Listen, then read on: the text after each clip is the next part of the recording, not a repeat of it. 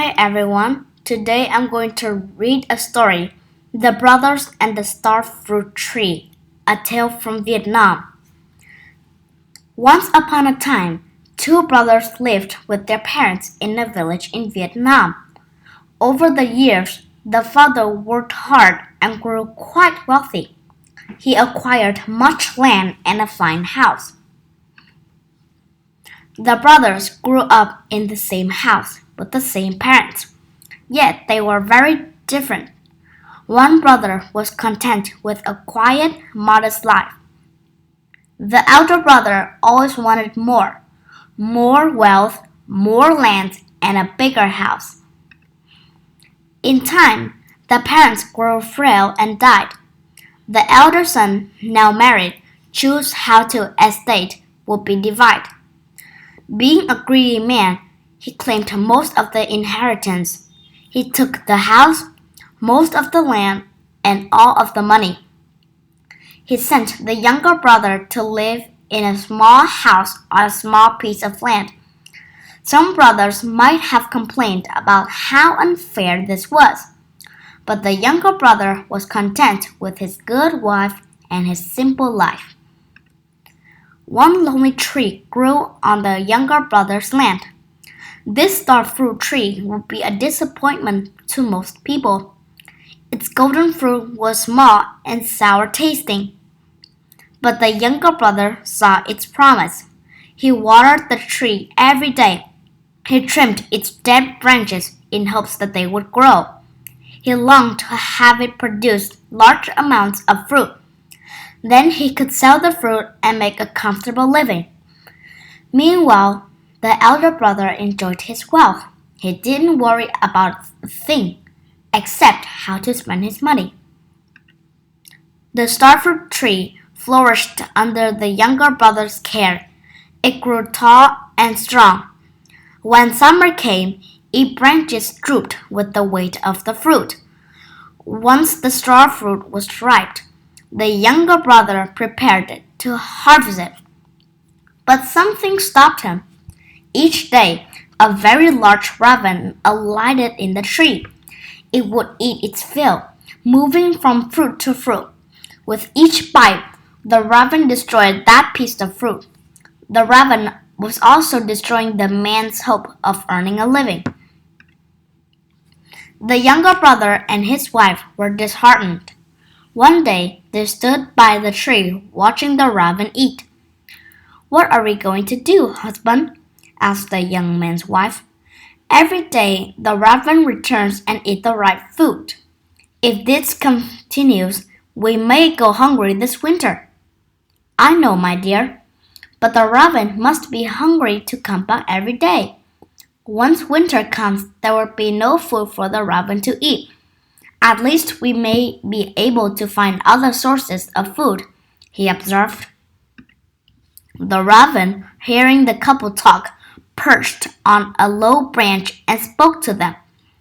"Don't worry about using this fruit to make a living.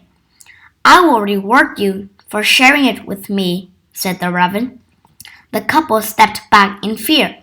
Finding his voice at last, the man said, "We are happy to share with you, but we had hoped to have some fruit to sell. Otherwise, it would be a bitter winter for us." "Trust me," said the raven. "I will repay you for the fruit and for your trust. Here is what to do.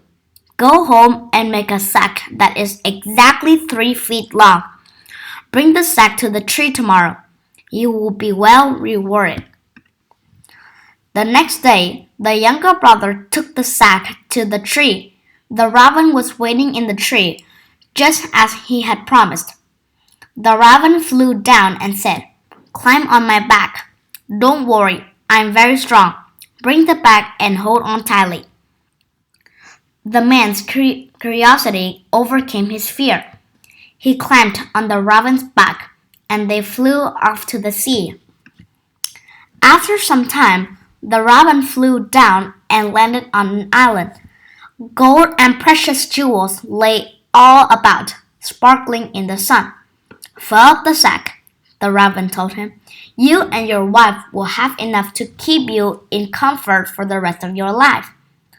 But won't the sack make me heavy? How will we return home? The younger brother asked in concern. Your sack is exactly the right size, 3 feet long.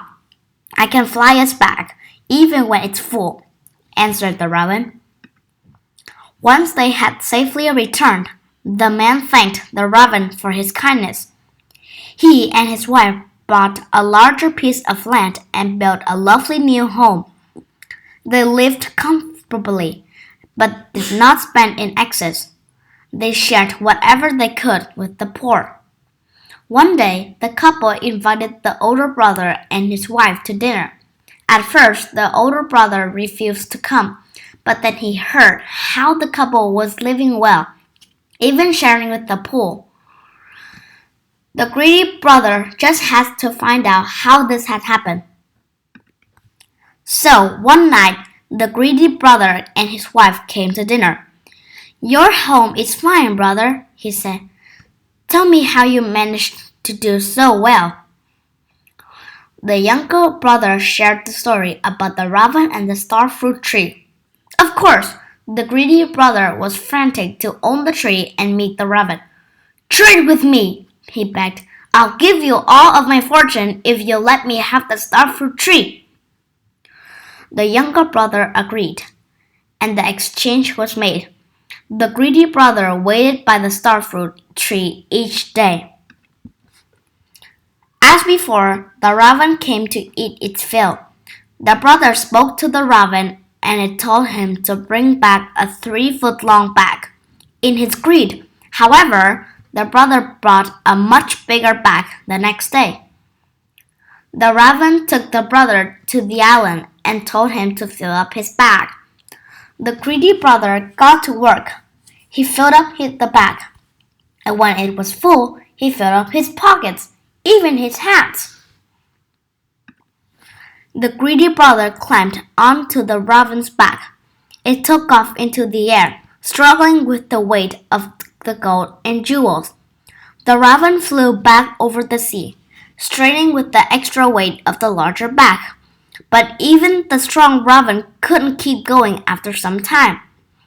The raven swayed and dipped. The greedy brother and all his riches slipped into the sea and was never seen again.